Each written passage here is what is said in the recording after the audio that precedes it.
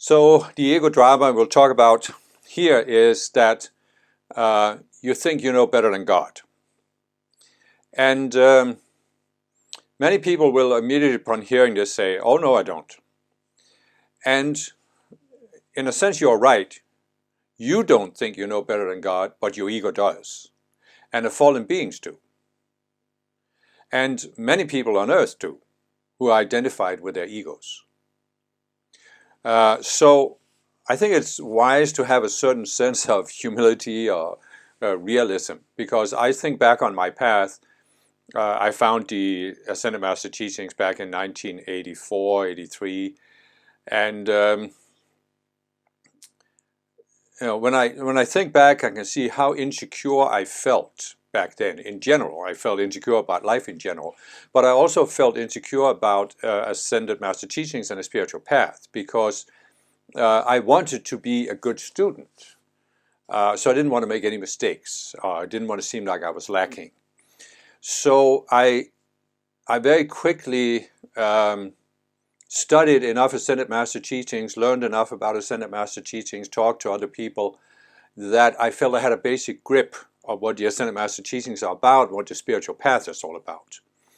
And I think back at this, I found Ascended Master teachings in an organization called the Summit Lighthouse, which at the time was a quite large organization, having tens of thousands of members and having a large headquarters in Montana, United States, where they sometimes had conferences with 3,000 to 4,000 people.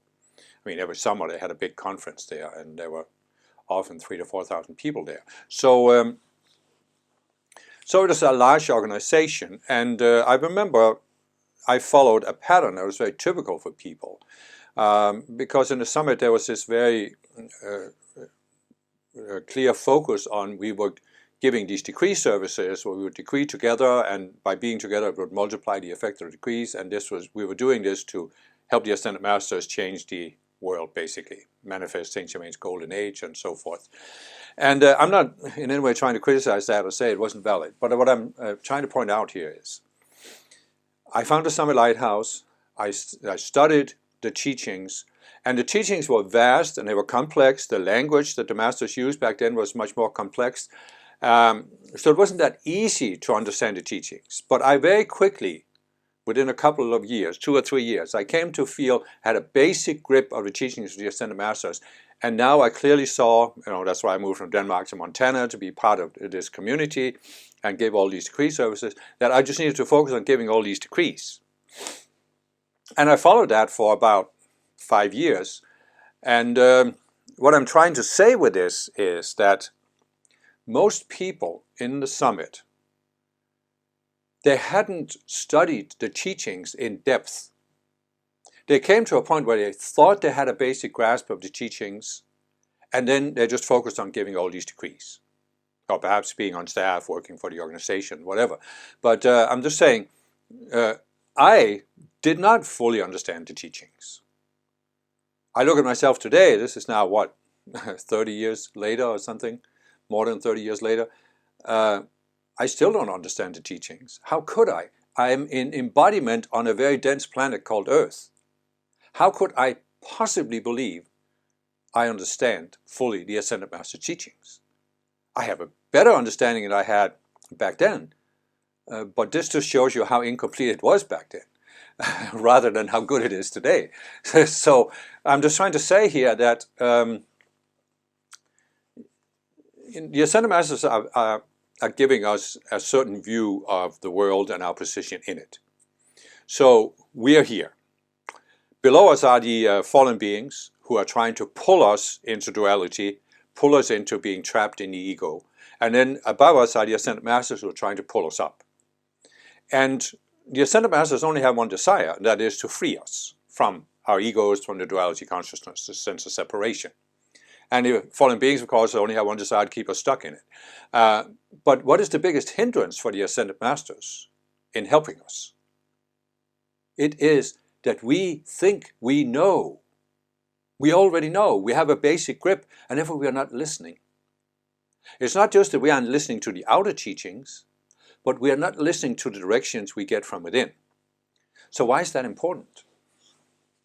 Well, the Masters have given us, and we've talked about this in the previous ego drama discourses and other ego discourses, they've given us this view that we have two basic states we can be in. We can see ourselves as connected beings. We can see ourselves as separate beings. And we have a right with our free will to experiment with this consciousness of separation, the duality consciousness. And in the ideal scenario, you could say, in an ideal scenario, we start experimenting with the duality consciousness in an environment where we have contact with a spiritual teacher. The Ascended Masters have said, for example, that the Garden of Eden described in Genesis is a symbolic representation. It's not literal, but it's a symbolic representation of one of these mystery schools where the God that Adam and Eve talked with in the Garden of Eden wasn't the ultimate God. It was an Ascended Master who served as their spiritual teacher. He was incidentally called Lord Maitreya. So, in the ideal scenario, we have contact with a spiritual teacher. And the spiritual teacher helps us grow on the path. And as part of growing on the path, we have to experiment with our free will and everything we can do with our free will. And one of the things we can do with our free will is go into the duality consciousness and experiment with duality. And so the goal of the spiritual teacher in the mystery school is to help us experiment with duality until we come to see what it does, understand what it does, and experience it enough that we can say, okay, I've had enough of this, I'm ready to ascend. And we can do this without becoming trapped in duality. But if we don't grasp this, don't grasp the subtleties, the dangers of the duality consciousness, we might think we are ready, we can deal with it on our own.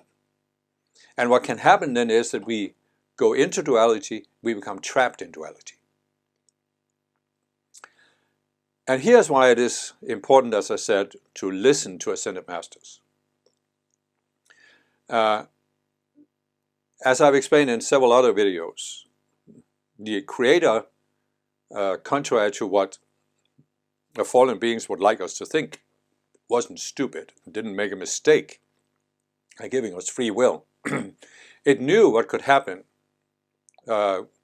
because of our free will. It knew that we could become trapped in duality and separation because we have free will. So in order to make sure we always had a way back, the Creator first created what I call the Christ consciousness. You can also call it the one mind or the Buddha nature. So everything is created out of the Christ consciousness. The Gospel of John, without him was not anything made that was made. And this means we are created out of the Christ consciousness. And everything is created out of the Christ consciousness. So when you are a connected being, you have some sense of this. You don't have really a clear understanding of it or experience of it, but you have some sense of it. Your mind is incomplete in itself. So when you then go into duality, you go into a state where you lose that connection to your higher self, to the Ascended Masters. And now your mind does become a closed system. Now this doesn't mean that there is no way out, right? I've talked about the 144 levels of consciousness, and I've said that a new life stream starts at the 48th level. You can build on your sense of connection and rise to higher levels towards the 144th level where you can ascend. Or you can go into duality and go below the 48th level, and then you can keep going all the way down to the lowest level that's possible on Earth. But even on these lower levels, there is always the Christ consciousness. It's just that the duality consciousness hides it. And it hides it because it uses the duality, the two opposite polarities, to define. It takes a relative polarity and elevates to the status, this is the absolute truth. And therefore, it hides the Christ mind. Because the Christ mind is the source of all form, but it's beyond form. It can't be captured into a certain form. So you could say, as Jesus said, I am the way, the truth, and the life. Well, this is actually not Jesus as a person saying this. This is the Christ mind saying this through Jesus.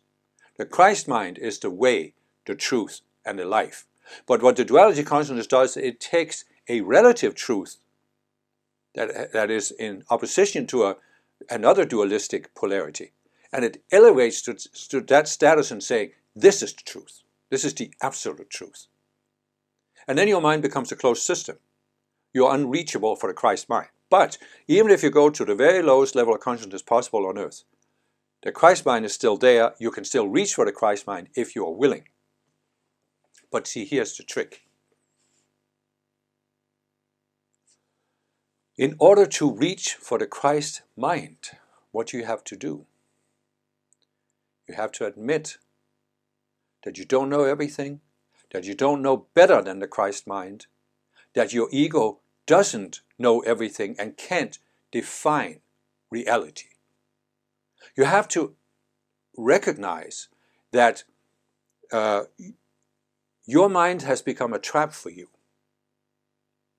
and that inside that trap, you have to start by recognizing maybe not everything inside your mind is real.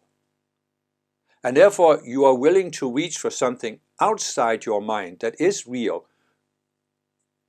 and use that as your frame of reference for evaluating a particular illusion. You obviously can't do it all at once, but you can start at whatever level of consciousness you are at. You can reach for the Christ mind, and the Christ mind will give you a frame of reference to see the particular illusion that keeps you at that level. And when you let that separate self die, you rise to the next level up, where you again can reach for the Christ mind. And this is how you go. But you see what I'm trying to explain here is, when I was young and first found the Ascended Master teachings, I really thought that growing on the spiritual path was a matter of increasing my understanding,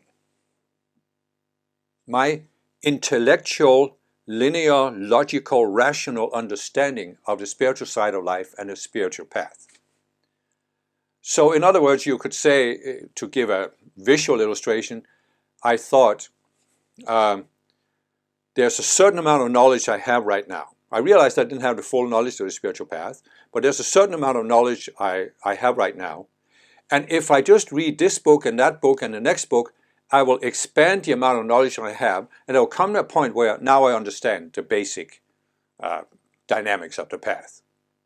And that's, as I said, in the first years, I did this, I studied this, and I took courses, and I talked with other people. And I came to a point where I thought, yeah, I figured it out. I have the basic idea of how the path works. And then, you see, my ego felt secure. And this is a thing that we've talked about before, that the ego is a security addict. The ego basically is born out of duality. And in duality, you can't ever be secure, because your sense of identity is based on one dualistic polarity, and there's always an opposite. So it's always threatened. So the ego can never actually feel secure, but it can create the impression that it's secure. So the ego ideally would want you not to find the spiritual path, not to find an Ascended Master teaching, and not go into it and start studying and practicing. This is what the ego ideally wants. So when you find the spiritual path, and I can see this when I think back to when I first heard about Ascended Master teachings, obviously my ego felt threatened, and I felt very insecure. And then, as I said, after a few years, where now I had studied, I felt I had a grasp of the teachings, and I felt I'm doing all these practices, I'm giving all these decrees, participating in these services, so I'm a good student. And now my ego,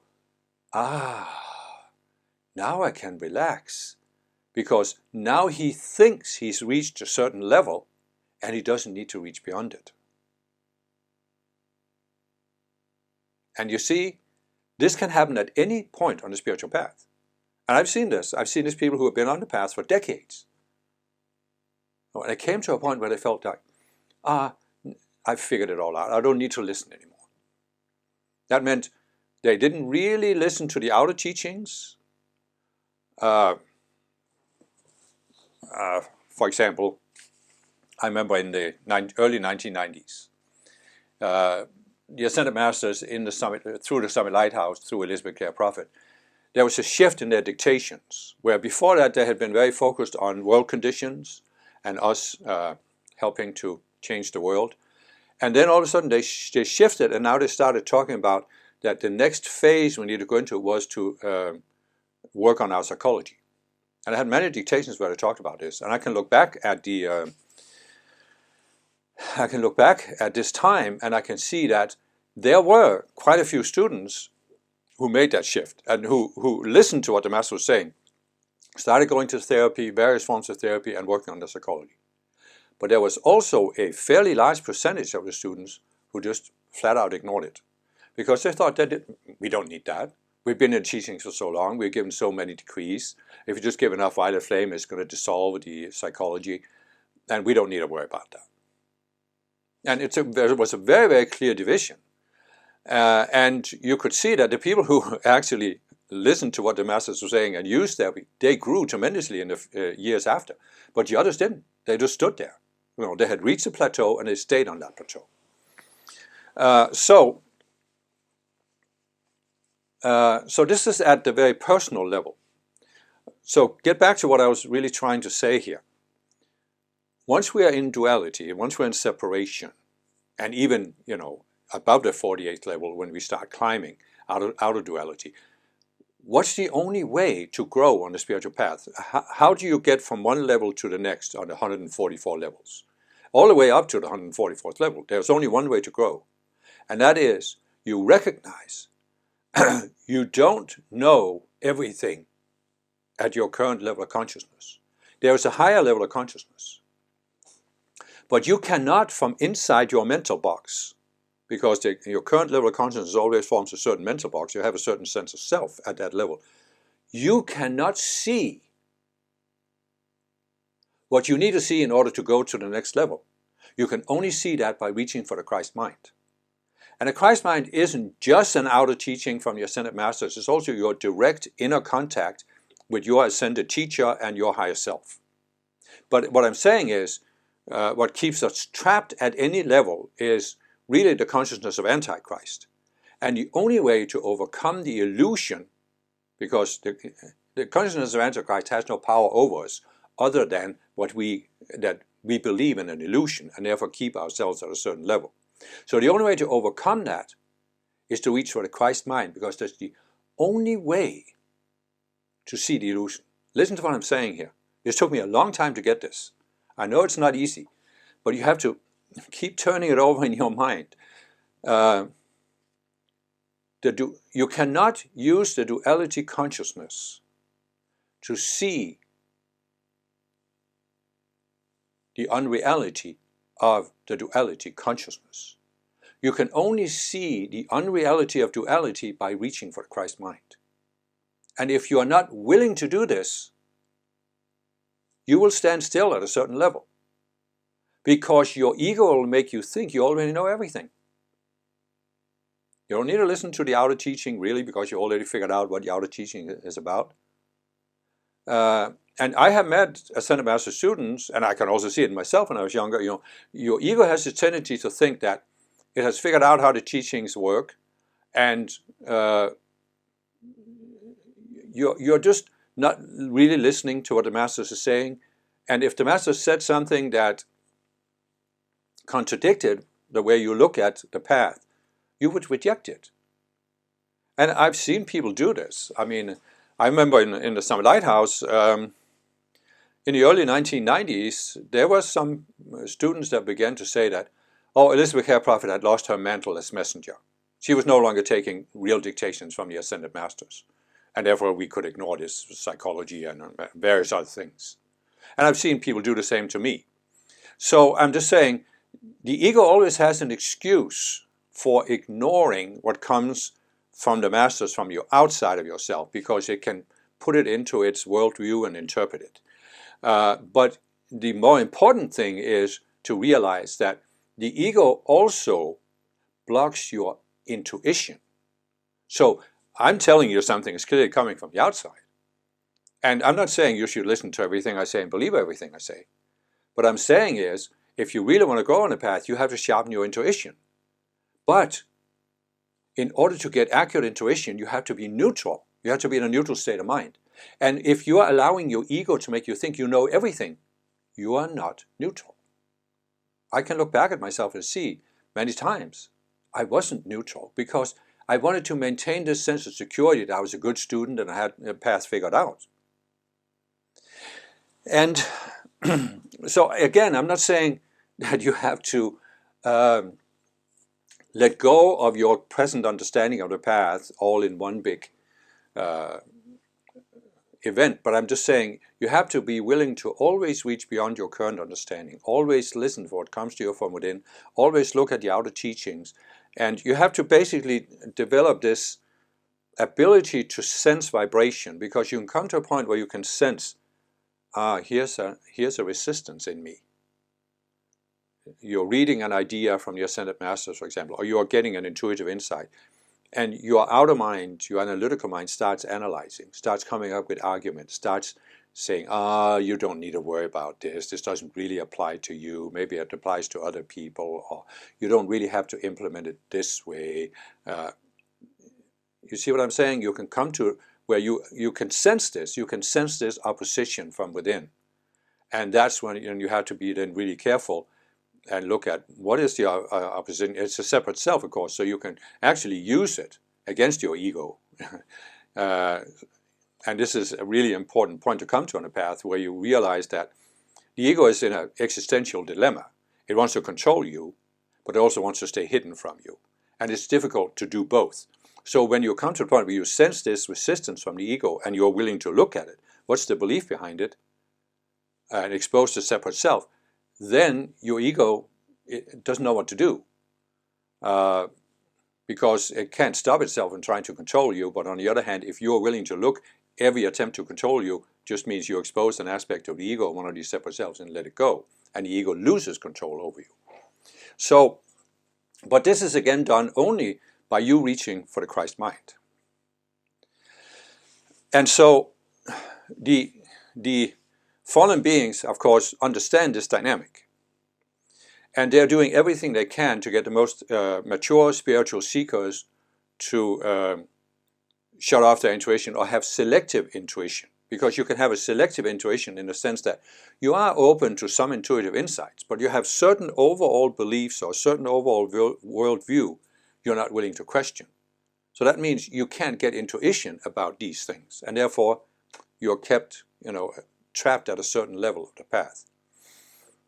Now, and this is of course the personal side of it, but when you look at the world, you look at what the fallen beings have done in general. They have created all of these religions, ideologies, political philosophies, scientific materialism, all of these thought systems. And they are all based on the duality consciousness. They are created out of the duality consciousness.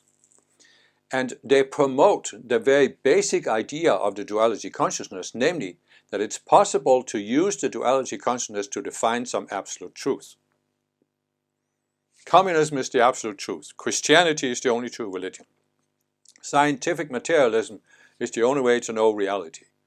And this is all the fallen beings. And the effect of this is, of course, that it pulls people into seeking to defend this outer thought system, so that they, number one, close themselves off to any outer teachings, such as Ascended Master teachings, who would question their thought system, but they also close themselves off to any intuitive insight that will go beyond the thought system.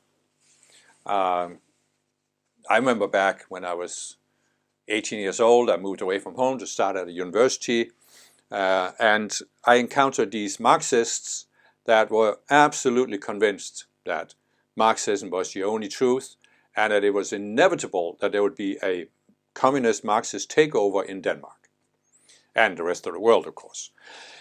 And back then, I had just discovered the spiritual path, and read Yogananda's book, and I was in this little group of people from the TM movement who were also going to university.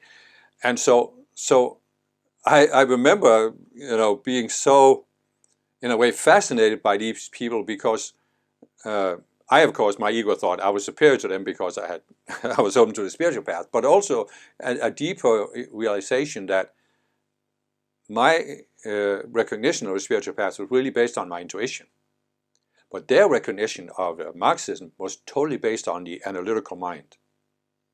I mean, they were reasoning, very, very intellectual about it. Some of the teachers at the college, they were also Marxists, and they were also very intellectual in their arguments for why communism or Marxism was the ultimate economic theory or theory about society. And so even then I could see that there was this contrast between using intuition and using the analytical mind.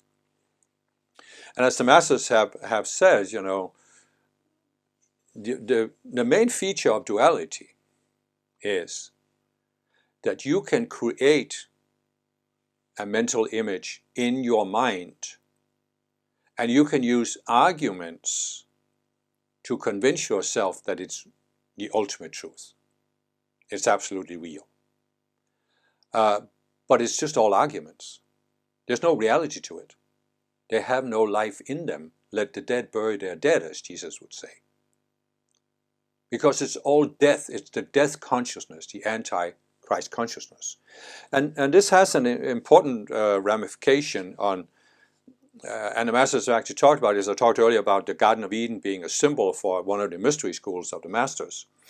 And, you know, if you take Genesis, there was this garden, wonderful garden, all of these fruits that they could just eat, they didn't have to work, and they were talking to this God who was walking with them and talking to them. But there was a serpent in the garden, right? So you could say to yourself, where did the serpent come from? If God created everything, why did he put a serpent in the garden? So the serpent can be seen as a symbol for the fallen beings. And I've talked in my video about how the world was created, about why the fallen beings were allowed to come to Earth. They obviously weren't there originally. But so they can be seen as a symbol for that. But it's more than that, because why did the fallen beings fall? It's because they used the duality consciousness to convince themselves that they knew better than God.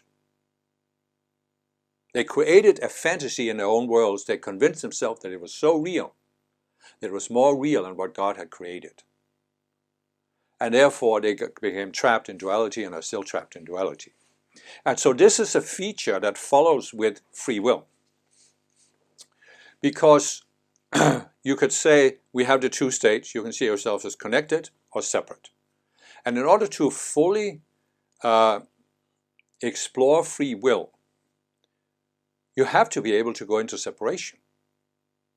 You have to be able to deny the oneness of all life. But see, here's why it's important. And this is one of the things, when I actually, in the Summit Lighthouse, they gave teachings about my Trust Mystery School being the Garden of Eden, but they couldn't really explain in those teachings why the serpent was there, what the serpent really represents. And it was not until the masters gave some teachings through me that I grasped this.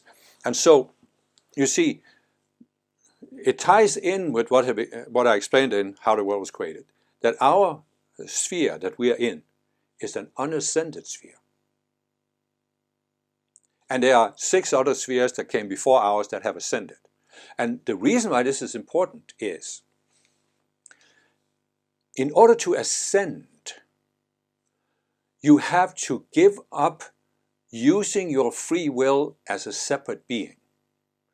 You have to give up wanting to experiment with the duality consciousness. It doesn't mean you give up your free will. You're just deciding, I will only use my free will as a connected being, not as a separate being. Then you can become an ascended master. There's no danger ever that an ascended master could go into duality. And that's why this is actually very, very important, because even in the Summit Lighthouse, they were talking about how, they were not talking about fallen beings, they were talking about fallen angels. And Lucifer was originally one of the angels in heaven, and he fell. But to me, it never made sense. How could a being in heaven fall? And so when the masters gave these teachings about the unascended spheres, you realize that Lucifer was a being in an unascended sphere, and that's why he could fall. But once you have ascended, you can't fall. But how do you ascend? In order to ascend, you must experiment with the duality consciousness and the sense of separation. You must experience what it's like. And when you have had enough of that experience, so you can consciously, voluntarily give it up and say, I don't want to experiment with this anymore, then you can ascend, because then you can consciously choose oneness over separation. And you can't do that if you don't know what separation is, or duality consciousness is. And that's why I said part of your growth is that you have to experiment with this, the duality consciousness. But in the ideal scenario, you are working with your teacher, and so that you have your teacher as a frame of reference. So you can go into duality, you can always reach back to the teacher, and he can help you not get stuck in it. But what happened on earth, and what happened to many people, is that they broke the tie to the teacher. Basically, you could say we all broke the tie to the teacher. We got stuck in duality. And the problem with the duality consciousness, once you're stuck in it, becomes a closed system, a self-referential, self-validating system. Because you can always explain things away in duality. And the only way out of it is to have the frame of reference. There's the Christ mind, which is not dualistic. It's not relative. And therefore, when you reach for the Christ mind, you can find a way out. And the fallen beings, of course, have done everything they can to prevent you from doing that, which is why there isn't general knowledge about ascended masters or the whole dynamic of the fall and the duality consciousness in the world.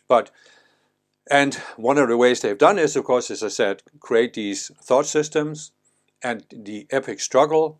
It is epically important for the future of the world and humanity that everybody is converted to Christianity. Therefore, you should devote your entire life and attention to promoting the outer religion of Christianity and either forcing people to be baptized or killing them.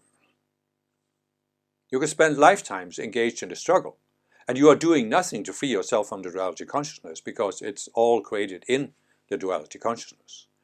So,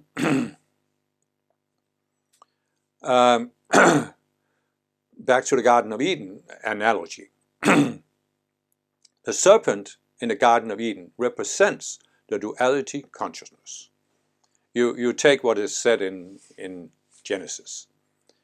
The tree that they weren't allowed to eat of was the fruit of the knowledge of good and evil. And what that means is that in the Christ consciousness, there is no concept of good and evil. There's only the concept of what is of oneness and what is not of oneness. What is an expression of the Christ mind and what is of the expression of the separate mind. But in duality, you have the two polarities. And one is good, one is evil, one is right, one is wrong, one is true, one is false.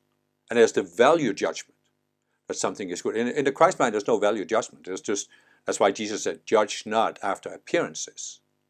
Because the appearances are defined by the dualistic extremes. So, what did the serpent say to Eve to tempt her to eat the forbidden fruit? Well, first we have to see what it says in the Bible.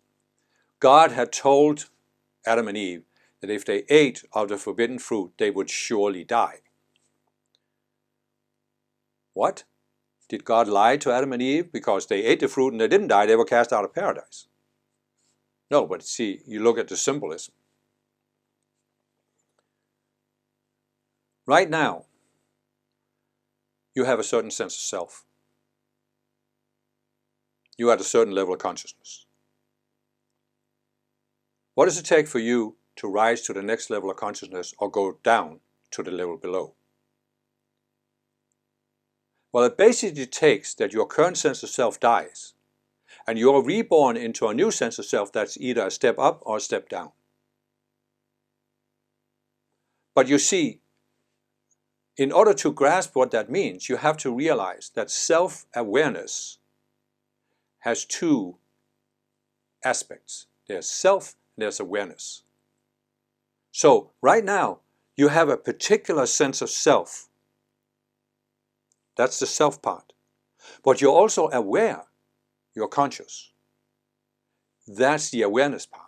And the awareness part is ongoing, but the self can change.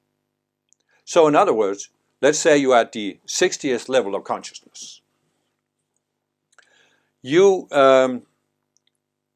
use the Christ mind, reach for the Christ mind, you see the illusion at the 60th level.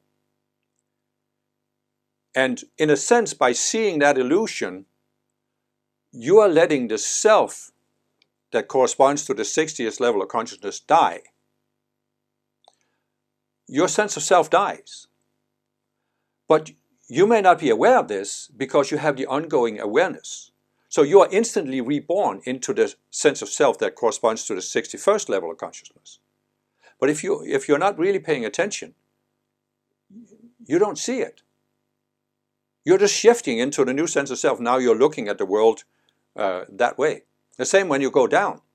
Your sense of self at the 60th level dies, and you are reborn into the sense of self that corresponds to the 59th level. But you don't realize the difference because you have the ongoing awareness. So, back to what I said. Originally, only experienced students were meant to go into or experiment with duality. And what does it mean to be an experienced student? It means you have realized that every time you go up or down in consciousness, your sense of self dies. In other words, you are noticing that there's an interval between one level of consciousness and the next, where the one self dies and you are reborn into another. You think about how you're sitting in a movie theater. You are watching a movie. Seems to be continuous movement, right? But you know that in the old days in the movie theater, there was a film strip with individual pictures that were just a little bit different. And they were displayed so quickly that your eyes, your brain, didn't see the shift in the pictures. It just seems like continuous movement. Now you also know if you look at some of the old black and white pictures from the silent movie area, the movements were not as smooth. They were a little more jagged, you know. And that's because there weren't as many frames per second, so your eyes could see and your brain could deal with the movement. And if, of course, you slowed the movie down more, the film strip down in the projector, you would be able to see the clear shift from one frame to the next. And so being more experienced on the path is basically you're slowing the movie down in your mind so you recognize, oh, I shifted into a different sense of self. It's comparable to, let's say you're going into a theater. You're going to play Hamlet on the stage. Let's say that somebody drugged you, so you were unconscious. Then they put on the costume and the makeup, and when you woke up, you were sitting on the stage in front of 500 people in the costume of Hamlet. So you didn't know what happened. But when you become more mature, you realize, oh, I'm not Hamlet, I just take on the role, I'm just playing the role. So you're saying to yourself, okay, I don't become a separate being by experimenting with a duality consciousness. I just play a role in order to see what it's like to play that role, right? But you see, when you realize this, that playing the role in duality means a certain self dies. In order to give you the full experience, a certain self dies. But if you have the connection to the teacher, you realize you can go back to the teacher who represents the Christ consciousness, and you can get that frame of reference. Oh, I haven't become this separate self. Therefore, you can get out of it again. But when you take this initiation too early, you can't get out again, because you have now, your sense of self as a connected being died, and you were reborn into a sense of self as a separate being, but you didn't realize what happened. You don't remember being connected. You now experience yourself as a separate being. You experience a sense of loss, whereas there's no connection. And that's why you now begin to believe in the serpent's lie, that first of all, thou shalt not surely die. It seems like you haven't died, but you as a connected being that self has died. And you have been reborn into a new self as a separate being. But because of the continuity of awareness and your lack of understanding of what happens, you don't see this. You just see yourself as a separate being. And you think it's all you can be. And so that's why you then become subject to this, what the Master calls serpentine logic, which is, you have become as a God knowing good and evil. But you haven't become as a God. Because as I said, God doesn't operate with these dualistic concepts, but only with oneness or not oneness. You become as a false God, as the fallen beings see God and see themselves as God. And you are not knowing good and evil, you are defining good and evil, or at least you are accepting the definition of good and evil created by the fallen beings. But that definition is based on duality, not on a Christ mind. Therefore, it has no life in it. So you have died from a certain perspective, from the perspective of the Christ mind. You are what Jesus meant when he said, there's a young man that comes to him and says, Jesus, I'd like to follow you, but my father just died, can I just go bury him first? And what did Jesus say? Let the dead bury their dead. Because all of the people in the person's family, they were in that consciousness where they were, from the Christ perspective, they were dead. They had no life in them. No life and truth. And this is, boy, it took me a long time to grasp this. I mean, it's really subtle, and I know there are many spiritual students who haven't even considered it. But it's really the essence. And it really boils down to seeing that what the ego, what the dark forces, what the fallen beings will always project at the conscious you is that you know everything you need to know. You're seeing reality.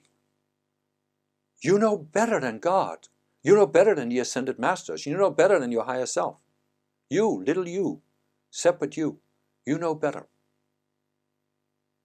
And